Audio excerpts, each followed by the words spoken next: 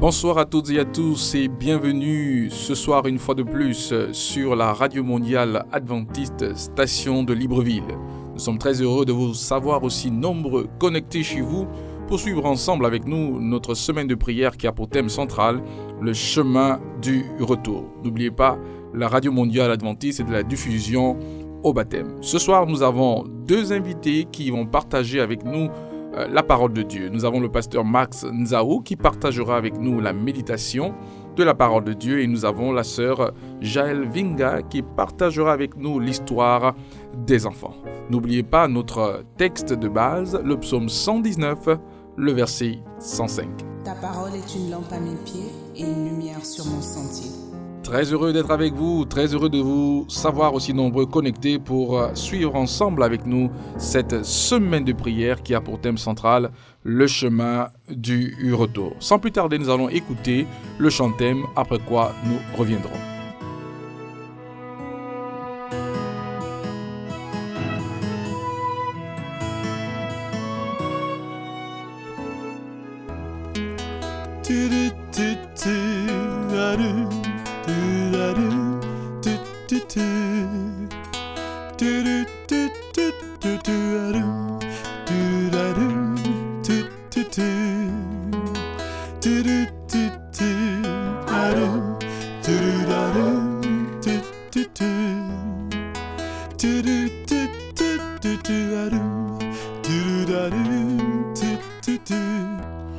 Oui, je m'en irai un jour, loin de ce monde de souffrance. Un jour, un jour,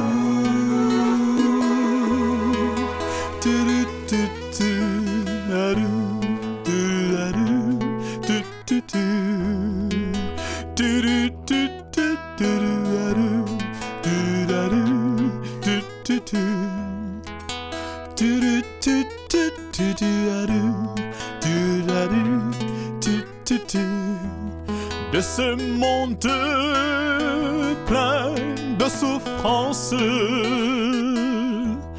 ce monde plein d'hypocrisie, oui, je m'en irai. Nous rendons grâce au Seigneur notre Dieu qui nous donne l'opportunité de passer des moments ensemble autour de la parole. Nous allons écouter la sœur Jaël Vinga qui a pour nous ce soir l'histoire des enfants qui a pour titre Les mains de Jésus. Bonsoir sœur Jaël. Bonsoir pasteur Tony. Nous écoutons l'histoire des enfants. Notre message a pour titre Les mains de Jésus. Dans Luc au chapitre 10 verset 27, il est écrit « Tu dois aimer le Seigneur ton Dieu de tout ton cœur, de toute ton âme, de toute ta force et de toute ton intelligence. Et aussi, tu dois aimer ton prochain comme toi-même. » Un jour, Lariné et Sariné, des jumelles, allèrent auprès de leur maman et lui dirent « Maman, est-ce qu'on peut faire à manger pour les enfants qui vivent dans la rue où se situe notre église ?» Et maman répondit « Bonne idée les filles, mais combien d'argent auriez-vous besoin pour les nourrir tous ?» Les filles répondirent « Eh bien, nous pourrions demander à chaque membre d'église de donner des ingrédients qu'on pourrait utiliser. Nous sommes sûrs qu'eux aussi voudraient apporter leur aide. » Lariné demanda « C'est ce que Jésus nous a dit de faire, n'est-ce pas? Quel texte de Jésus nous parle d'aider les autres ?» Papa répondit « C'est Matthieu chapitre 25. Jésus dit que lorsqu'on aide quelqu'un, qu'on donne de la nourriture aux pauvres, qu'on visite les prisonniers et que l'on prie avec eux, c'est à lui qu'on le fait.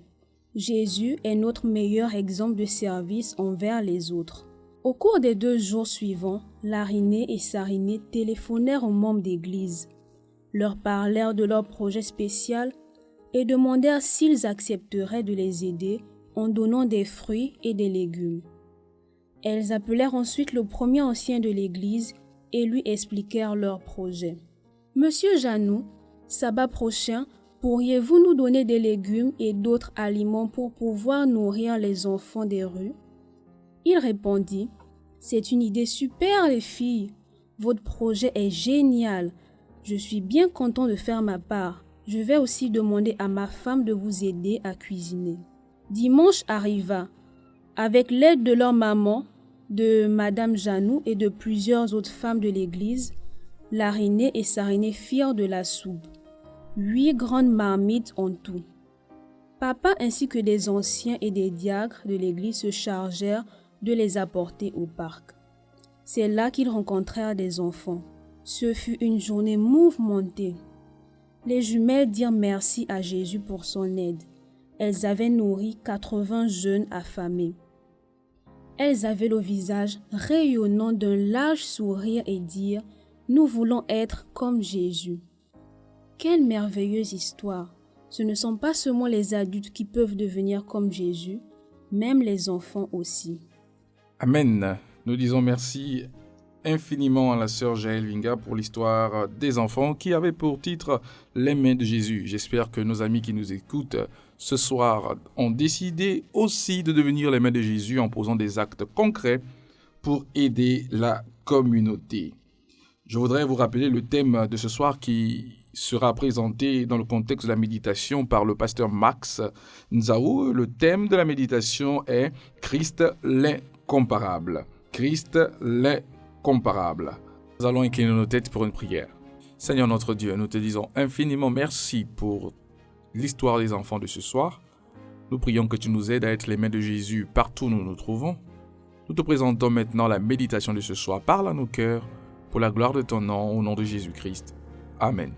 Nous disons bonsoir au pasteur Max Nzaou et nous écoutons le message qu'il a pour nous ce soir. Bonsoir à tous. Christ l'incomparable. L'apôtre Jean, alors qu'il était avancé en âge, a écrit « Ce que nous avons vu et entendu, nous vous l'annonçons à vous aussi, afin que vous aussi vous soyez en communion avec nous. Or, notre communion est avec le Père et avec son Fils Jésus-Christ. » 1 Jean chapitre 1 verset 3. Et il a ajouté « Celui qui dit qu'il demeure en lui doit marcher aussi comme il a marché lui-même. » 1 Jean chapitre 2 verset 6. Ainsi, selon Jean, les chrétiens sont ceux qui demeurent en Christ ou sont unis à lui. La vie chrétienne consiste à marcher quotidiennement avec le Seigneur. Pour demeurer en Jésus, les croyants sont appelés à vivre comme Christ a vécu. Pour Jean, le processus de demeurer en Christ consiste à communier avec le Père, le Fils, le Saint-Esprit et avec les croyants. La vie chrétienne est fondée sur une réalité commune, la mort sacrificielle de Jésus.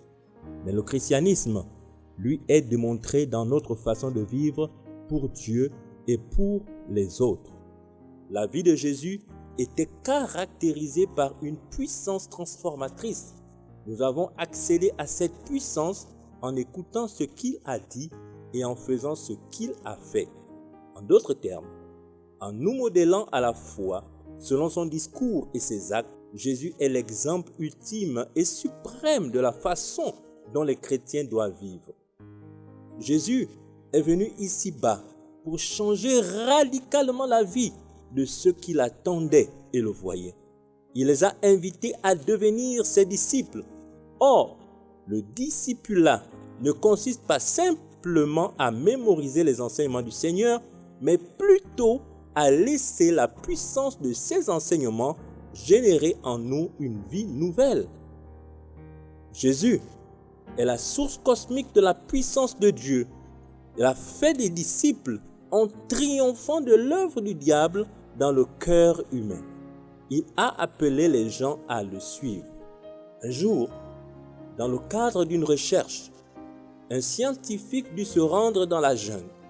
Comme il n'y avait ni route ni sentier dans la jungle épaisse, il prit avec lui un guide du coin. Après avoir marché un certain temps, il dit à son guide « Mais je ne vois aucun chemin. Comment fais-tu pour savoir que nous allons dans la bonne direction ?»« Je suis le chemin, » répondit le guide. « Tu n'as qu'à me suivre. » Grâce à Dieu, nous suivons quelqu'un qui connaît le chemin. En voyant l'humanité désorientée, perdue, Jésus a dit, « Je suis le chemin, suivez-moi. » Jean chapitre 14, verset 6. Et alors que nous le suivons, il s'attend à ce que nous vivions comme il a vécu. Il va sans dire que Jésus a établi le standard de la vie chrétienne. Sa parole se faisait entendre dans les rues de la ville, dans le parvis du temple, au bord de la mer, au cours de ses voyages, révélant les valeurs et les principes du royaume de Dieu. Ainsi, à travers lui, la voix de Dieu se faisait de nouveau entendre sur la planète déchue, instruisant l'humanité et donnant une nouvelle signification à ce que le peuple d'Israël entendait dans l'Ancien Testament. Par le sermon sur la montagne, Jésus a donné une description du mode de vie de ceux qui le suivent et qui désirent manifester au monde leur identité chrétienne. Dans ce sermon, Jésus a condamné le meurtre, en particulier lorsqu'il résulte d'une parole de colère. Matthieu chapitre 5, versets 21 à 22. Il a souligné l'importance de vivre en paix avec les autres. Il a affirmé que l'adultère ne se produit pas seulement par l'acte lui-même, mais aussi dans l'esprit de ceux qui entretiennent des mauvaises pensées. Pour les contemporains de Jésus, les défis que pose Internet aujourd'hui étaient inimaginables. Jésus a réaffirmé le mariage et a rappelé à ses auditeurs que le divorce a son propre lot de complications. Jésus a parlé de la justice. Il a montré combien la générosité est préférable aux représailles. Il a aussi montré en quoi l'amour même pour nos ennemis est l'une des caractéristiques de la spiritualité authentique et le reflet le plus clair du caractère de Dieu. Jésus nous a exhortés à prendre soin des nécessiteux plutôt qu'à nourrir notre égoïsme. Il a rappelé à ses disciples que le vrai trésor est conservé dans le ciel et que la qualité de notre vie spirituelle ne consiste pas en biens matériels. Si nous cherchons le Seigneur et son royaume, nos besoins spirituels, émotionnels et matériels les plus essentiels seront satisfaits. À cette époque de dépression et d'anxiété, accrochons-nous à l'amour de Dieu pour nous et soyons assurés qu'il peut satisfaire nos besoins les plus profonds. Lorsque nous sommes tentés de juger les autres sur la base de leur imperfection, Jésus nous demande de nous arrêter et de reconnaître que notre tâche première consiste à remédier à nos propres imperfections. Les enseignements de Jésus sont conçus pour donner un sens à notre vie, pour la rendre agréable et efficace dans le service envers autrui. L'amour, pour lui, n'est pas seulement un autre commandement, mais aussi ce qui cimente notre vie spirituelle. L'amour pour Dieu forme la base de notre conformité à la loi. L'amour les uns pour les autres s'exprime non seulement envers ceux que nous aimons, mais aussi envers nos ennemis.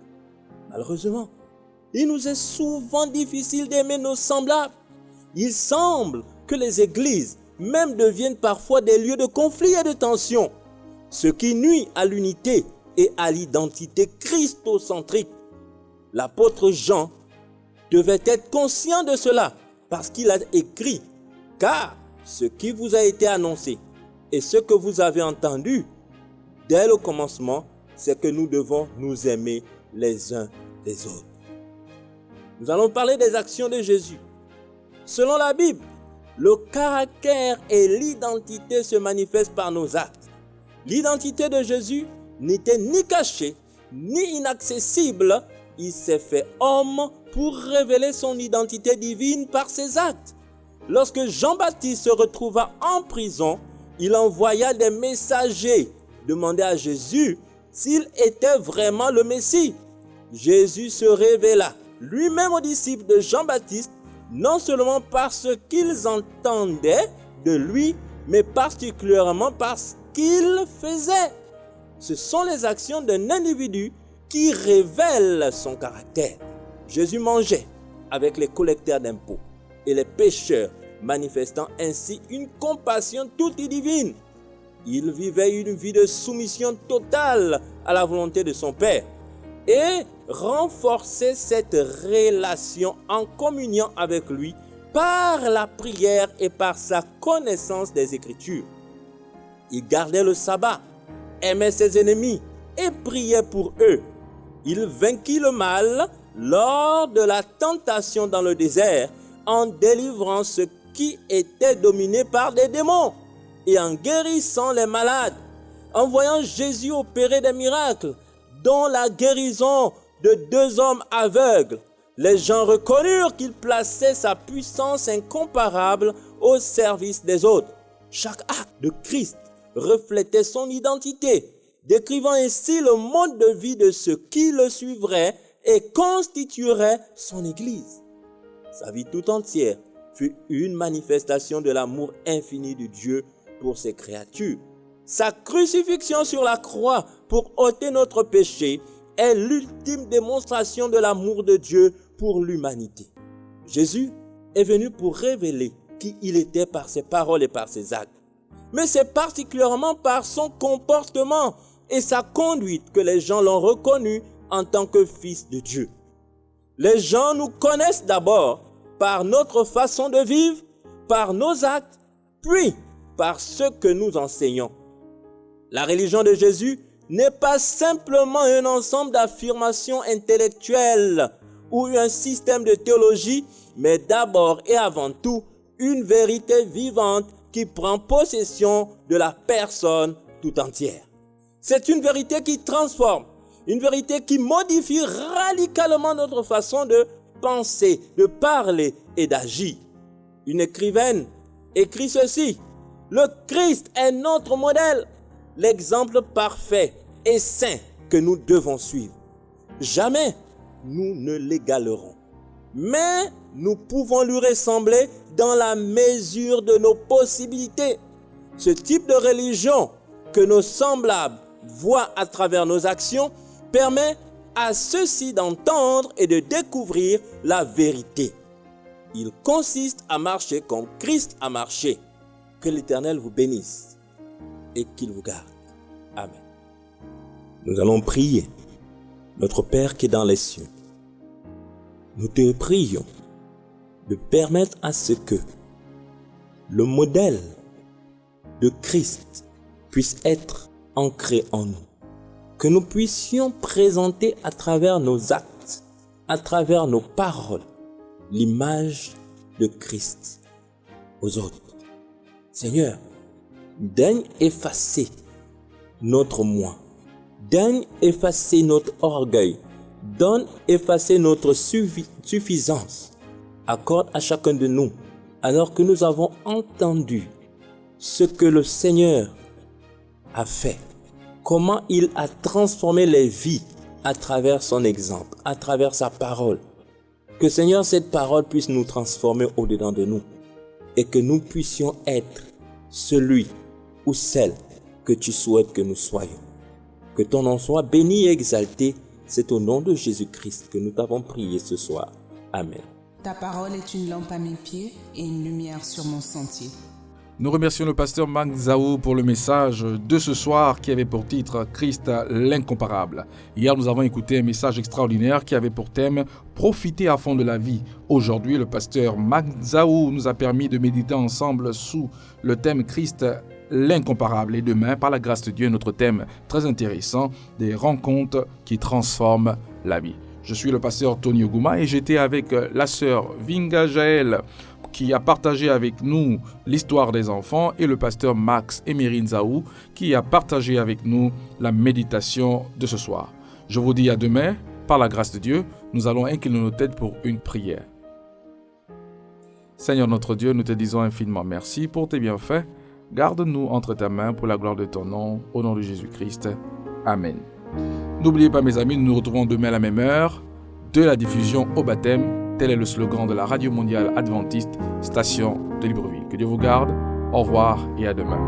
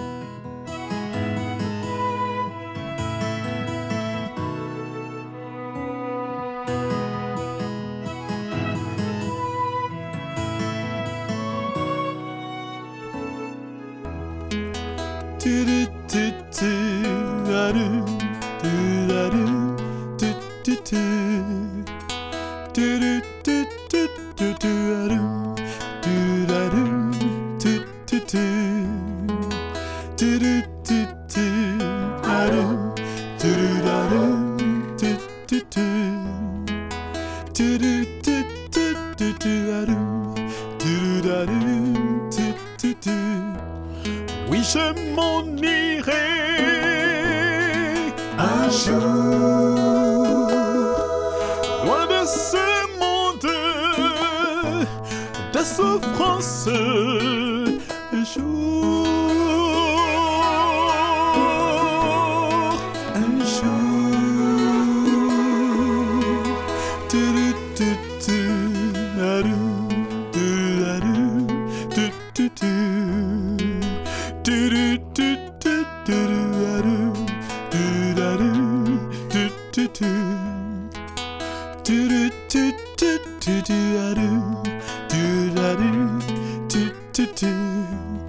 De ce monde plein de souffrance,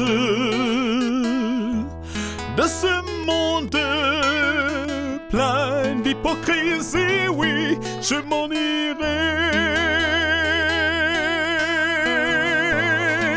un jour.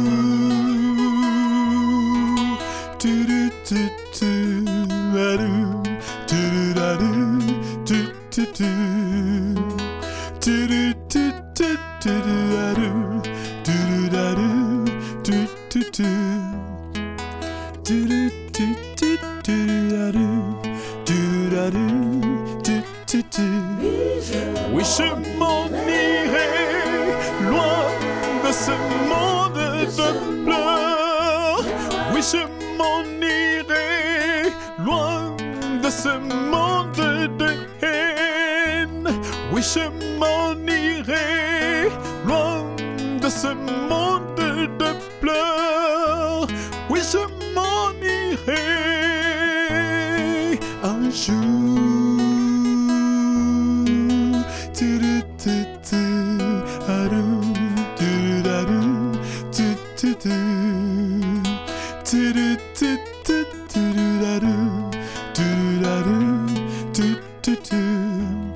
Ma famille a été brisée par ce monde de haine. Ma joie a été brisée par ce monde de peur. Mon amour a été brisé par ce monde de haine. Oui, je m'en irai un jour.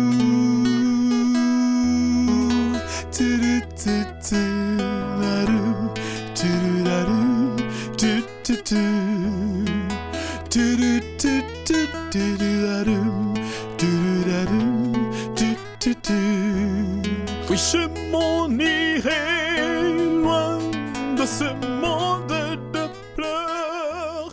Oui, je